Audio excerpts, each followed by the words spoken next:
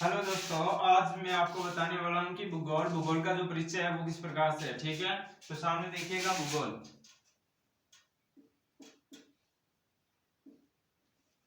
ठीक है, भूगोल किसे कहते हैं? तो दो शब्दों से मिलकर बना हुआ है, बुध एंड गोल। कहने का मतलब पृथ्वी का वर्णन या फिर अध्ययन कर सकते।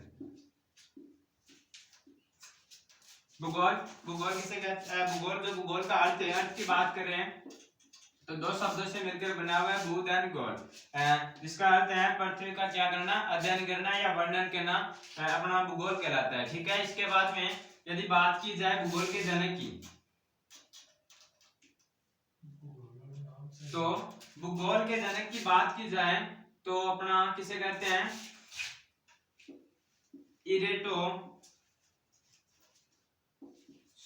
हिकेटियस को कहा जाता है।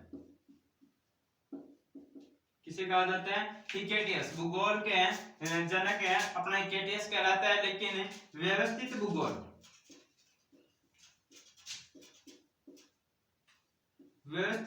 के जनक है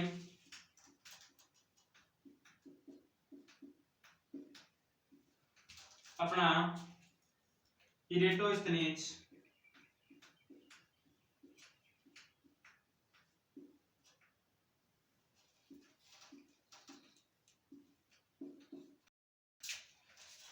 भूगोल का जनक है, वैसे तो यूक्लिडियस को कहा जाता है, लेकिन बात की जाए व्यवस्थित भूगोल के जनक की तो अपना इरेटोस्थनीज को कहा जाता है, जिसने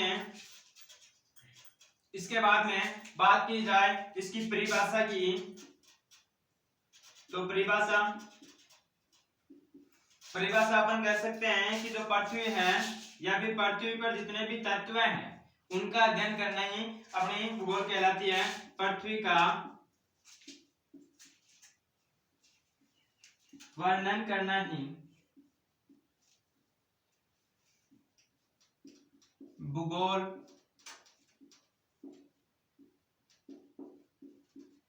कहलाता है। ठीक है, इसके बाद में बात की जाए कि इसकी जो भूगोल की जो शाखाएं हैं उनके बारे में, तो भूगोल की दो शाखाएं हैं, भौतिक भूगोल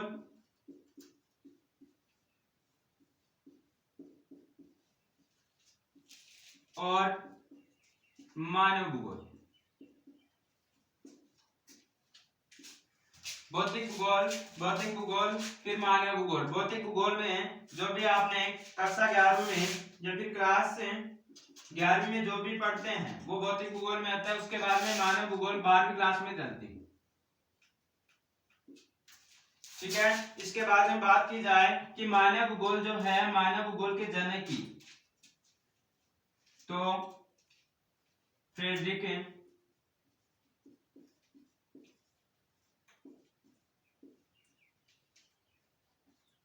रेडजर को कहा जाता है, और भौतिक भूगोल का जनक है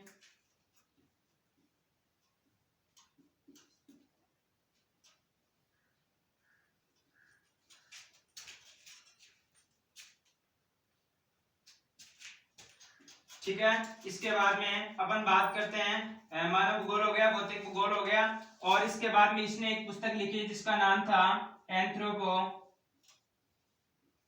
ज्योग्राफी।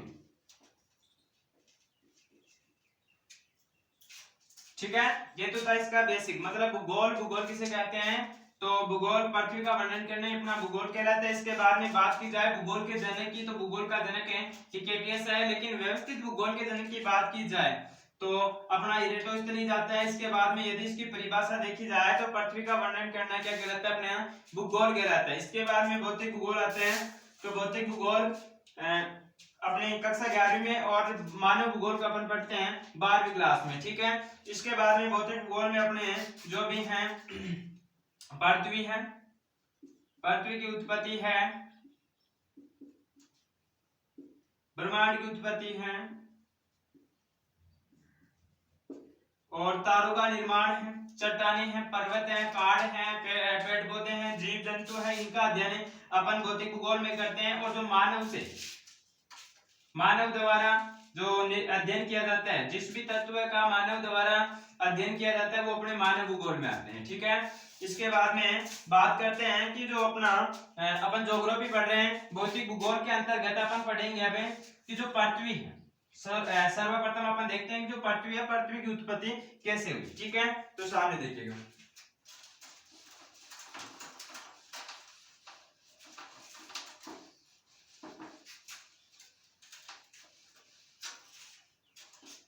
अब इसके बाद में अपन देखते हैं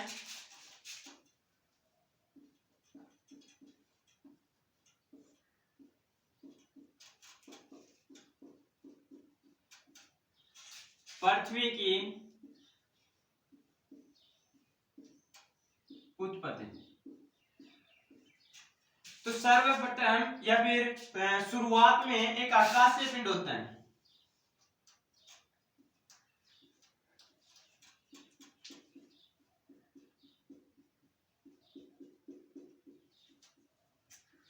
जिसका वर्तमान में नाम, इस आकाशीय पिंड का नाम है सूर्य। एक दिन क्या होता है, एक दिन यहाँ पर मतलब चारों तरफ अपने जो आकाशीय और अन्य आकाशीय पिंड है वो सूर्य के चारों तरफ चक्कर लगा रहे होते हैं, और एक पिंड अपने सूर्य से टकराता है, और सूर्य से टकराने के बाद में यहाँ क्या होता है, सूर्य का एक छोटा सा टुकड़ा टूटकर अलग हो जाता है। यहाँ पर एक टुकड़ा अलग होता है, जैसे कि एक माँ के पेट से एक बच्चा पैदा होता है, उसी प्रकार इसका नामकरण भी रखा जाता है। तो इसका नाम हम लोगों ने रखा क्या, पृथ्वी। अब आपको पता है कि यहाँ पर सूर्य जो है वो सूर्य एकदम गर्म है, या फिर अपन कह सकते हैं कि मान लीजिए चपाती है, ये चपाती, ठीक है, इस चपाती का यदि अपन एक छोटा सा टुकड़ा तोड़ेंगे तो ये गर्म है, तो ये भी गर्म होगा, और यदि ये ठंडा है तो जो ये टुकड़ा है वो भी ठंडा होगा। उसी प्रकार यहाँ पर सूर्य है, ये आपको सबको पता है गर्म है, तो पृथ्वी भी कैसी होगी, गर्म होगी। ठीक है, अब यहाँ पर क्या होता है, करोड़ों वर्ष गुजर जाते हैं, करोड़ों वर्ष गुजर जाने के बाद में यहाँ पर हाइड्रोजन प्लस हीलियम के कुछ छोटे छोटे बादल बनते हैं। बादल बनने के बाद में यह आपको पता है कि जो पृथ्वी है, पृथ्वी में भी परिवर्तन होगा। अब देखिए पृथ्वी में क्या परिवर्तन होता है, पृथ्वी में परिवर्तन होते हैं, पृथ्वी में परिवर्तन इस प्रकार का होता है कि यहाँ पर ये पृथ्वी गर्म है तो ये धीरे धीरे ठंडी होती है, और ठंडी होने के बाद में ये दो विशाल भागों में बढ़ जाती है, जिसका एक का नाम आपको पता होना चाहिए धरातल, जो कठोर अवस्था में, और एक का नाम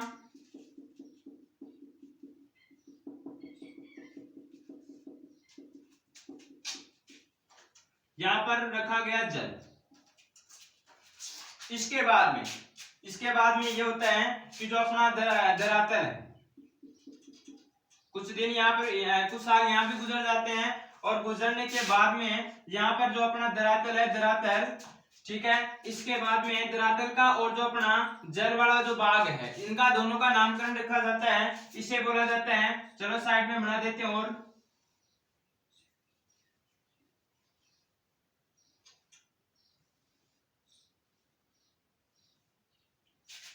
इसे बोला जाता है पैंथालसम, और इसे बोला जाता है पेंजियम।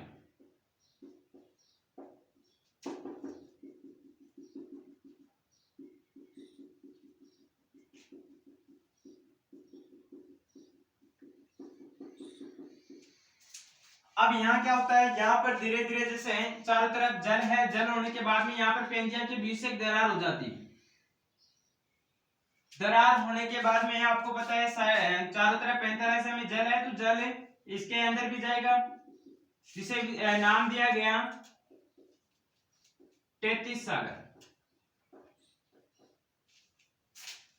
अब यहाँ पर अपने देखिए पेंजिया जो है, पेंजिया के भी दो भाग हो जाते हैं, इनका भी नामकरण रखते हैं आगे।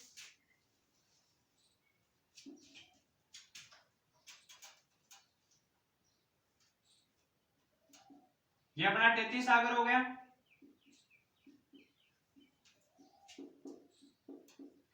अब इसके दो नाम होते हैं अलग अलग, एक का नाम रखा गया अंगारा लैंड और एक का नाम रखा गया गोंडवाना लैंड।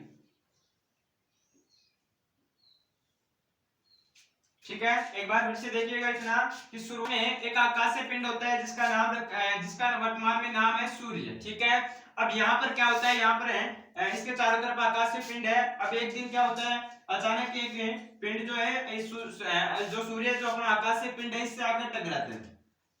टकराने के बाद में इसका एक छोटा सा टुकड़ा या फिर छोटा भाग जो है वो अलग हो जाता है, जिसका नाम रखा गया पृथ्वी। उस समय पृथ्वी कैसी थी, बिल्कुल गर्म थी और यहाँ पर धीरे धीरे करोड़ों वर्ष गुजर गए और गुजरने के बाद में जो अपना हाइड्रोजन और हीलियम है इनके क्या बने, बादल बने। बादल बनने के बाद में आपको पता है बादल बनने के बाद में जो अपनी पृथ्वी है, पृथ्वी में परिवर्तन आएगा। परिवर्तन कैसा आया, तो यहाँ पर जो पृथ्वी है वो दो भागों में बढ़ जाती है, एक कठोर मतलब धरातल और एक तरलीय मतलब जल, दो विशाल भागों में बढ़ जाता है। और इन दोनों का भी नाम रखा गया क्या, जो अपना जलीय जो भाग है ये वाला इसको पैंथर ऐसा बोला गया और जो अंदर वाला भाग था कठोर इसे पेंजिया बोला गया। ठीक है, अब इसके बाद में धीरे धीरे यहाँ भी मतलब समय बीतने के साथ साथ इसके बीच में जो अपना पेंजिया होता है, पेंजिया के बीच में दरार हो जाती है। दरार होने से क्या बन जाता है, अपना दरार बनने से यहाँ पर अपने जल जो है उसको इसके अंदर जाएगा। अंदर जाने के बाद में यहाँ पर एक विशाल सागर बन जाता है जिसका नाम है तैतीस सागर। ठीक है, फिर उसके बाद में यहाँ पर देखो ये पेंजिया को दो भागों में बांट रहे हैं। दो भागों में बांटने के बाद में इनका भी नाम रखा गया, एक का नाम रखा गया अंगारा लैंड और एक का नाम रखा गया गोंडवाना लैंड। अब यहीं से क्या होता है, यहीं से अपना जो संसार है, वर्ल्ड है, उसका निर्माण होता है। निर्माण कैसे होता है कि जो अपना अंगारा लैंड है, महाद्वीपों के बारे में आपने पढ़ा होगा, टोटल 7 महाद्वीप, 3 महाद्वीप अपने अंगारा लैंड में आते हैं, बाकी 4 अपने गोंडवाना लैंड में आते हैं। अंगारा लैंड में देखो कौन कौन से आते हैं, एशिया, यूरोप और अपना उत्तरी अमेरिका। ये 3 महाद्वीप अपने अंगारा लैंड में आते हैं। फिर उसके बाद में गोंडवाना लैंड में 4 आते हैं, जो चारों का नाम, नंबर 1 दक्षिणी अफ्रीका, नंबर 2 दक्षिणी America, number 3 Australia, number 4 Antarctica. और यहीं से ही अपने जो 7 महाद्वीप हैं, 7 महाद्वीपों का निर्माण होता है। और फिर जो अपना संसार है वो अलग अलग भागों में बढ़ जाता है। बढ़ने के बाद में यहां से ही अपनी शुरुआत होती है पूरे वर्ल्ड की। तो अगले वीडियो में अपन देखेंगे जो महाद्वीप और महासागर हैं, महाद्वीप व जो महासागर हैं उनका जो वितरण हुआ वो किस प्रकार से हुआ। ठीक है, अगले वीडियो में यदि वीडियो अच्छा लगा हो तो लाइक, सब्सक्राइब और कमेंट जरूर करना। ठीक है।